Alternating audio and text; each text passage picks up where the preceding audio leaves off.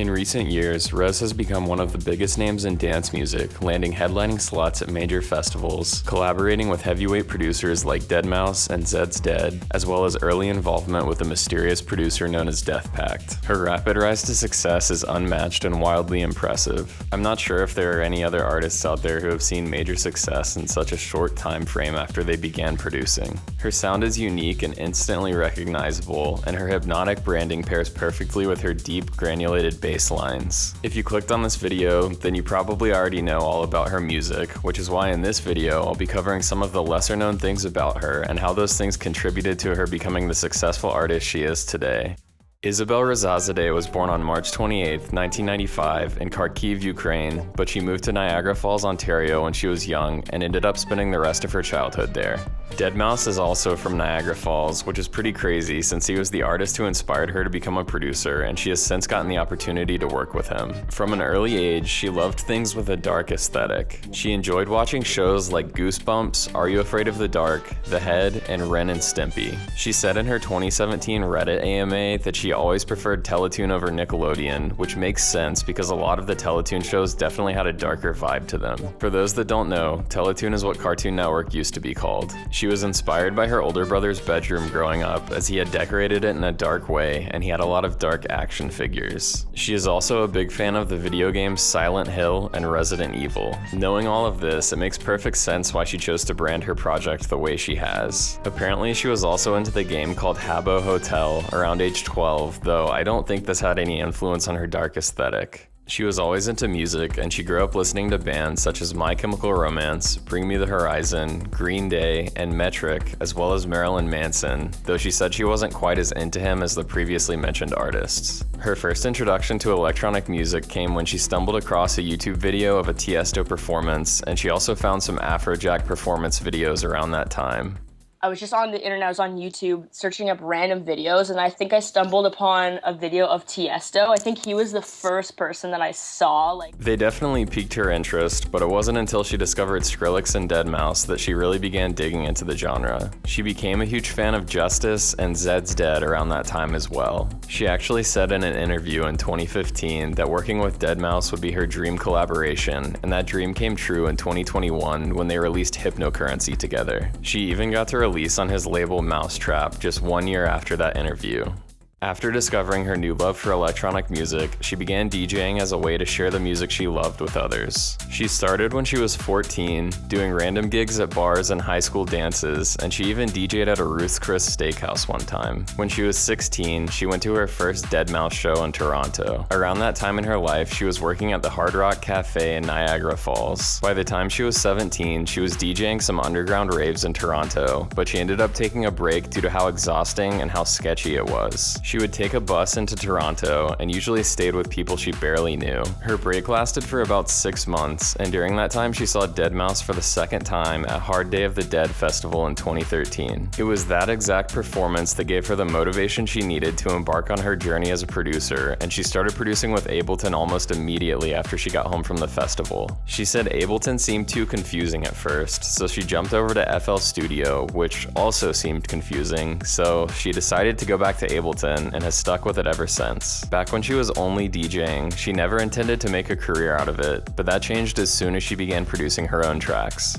In her early days of learning to produce, she would only use audio, piecing together samples to make anything she could, and it helped her learn how to structure her tracks. She eventually began incorporating MIDI into her tracks as well, and was producing at a rapid pace, finishing nearly a song a day for her first year and a half of producing. She began releasing music very early on, putting out tracks such as Breathing Technique, Midnight Catastrophe, as well as her Dimensions EP, which contains the track Schizophrenia, in which she sampled various items from her kitchen. Most of her early music has since been taken down, but she does still have some tracks from 2014 on her SoundCloud. She once said in an interview that she doesn't start a track with an idea in mind. In her own words, "I sit at the computer and enter my inner brain and just go, just do it. Whatever I think sounds cool, that's that." In another interview, she said, "I don't write music based on my emotions. I make music based on this certain part of my brain that I'm still exploring." She spent nearly 2 years in her parents' basement making music and watching tutorials to hone in her skills. She learned a lot from the YouTube channel known as Sadowick Production. Hey, what's up guys, I'm going to show you a useful trick. It's called resampling.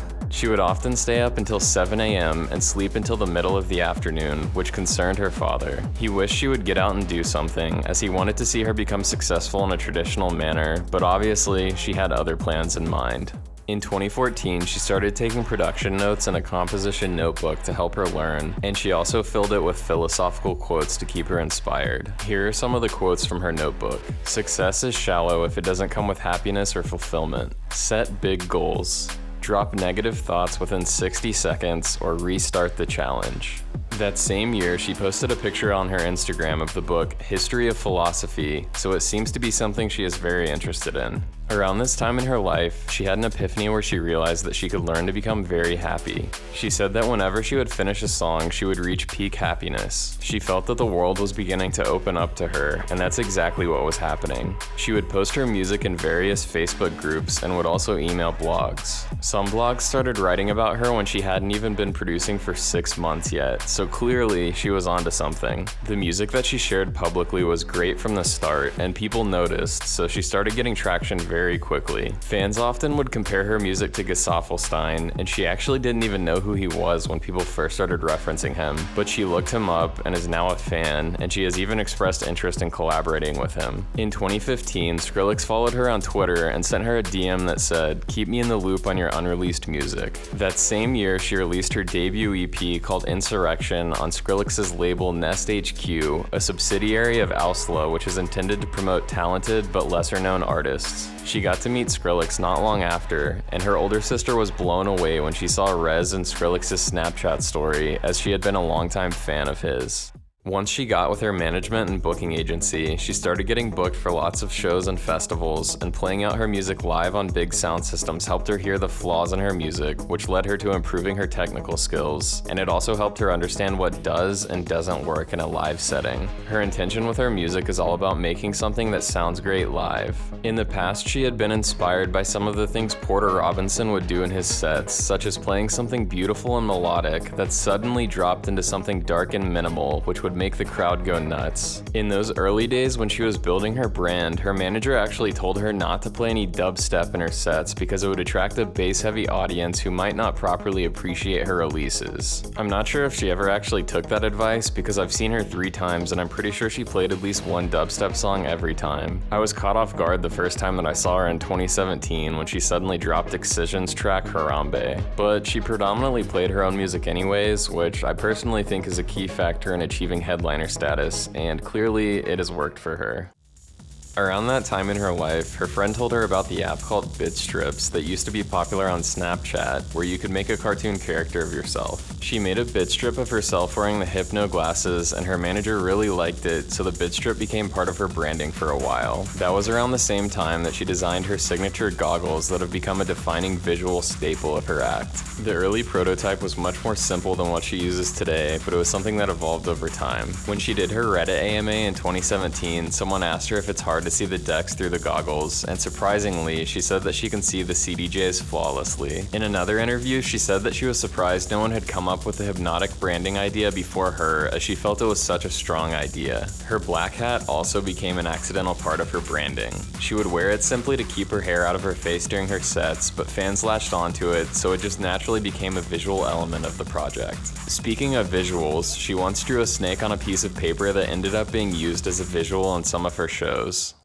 Her strategy for her career was to tour heavily for 5 years, and at that point, she would be a household name and could tour less and focus more time on producing again. It was something she had observed many artists do successfully, and it ended up working out for her. Well, sort of at least. By the time she was in her mid-20s, she most certainly was a household name in electronic music, but the years of aggressive touring had really taken a toll on her mental health. She was struggling heavily with insomnia and depression, sometimes staying awake for multiple days at a time. So by the time the COVID lockdowns rolled around, she was happy to be able to relax and live a slower-paced life for a while. She has said she'll never go back to playing as many shows as she did in her early touring days, and her tour routing is much more efficient than it used to be. Last year, she played about half as many shows as she played in her peak touring years, and hopefully this will help contribute to her longevity as an artist.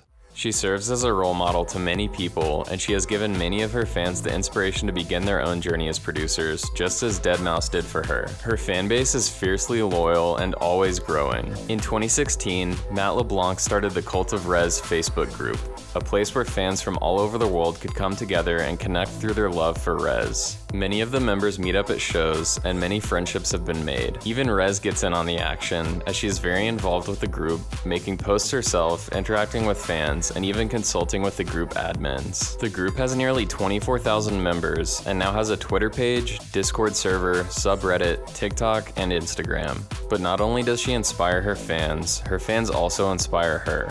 Many of her fans describe her in magical ways, calling her things like a wizard and a magician, and that ultimately gave her the inspiration to name her sophomore album A Certain Kind of Magic.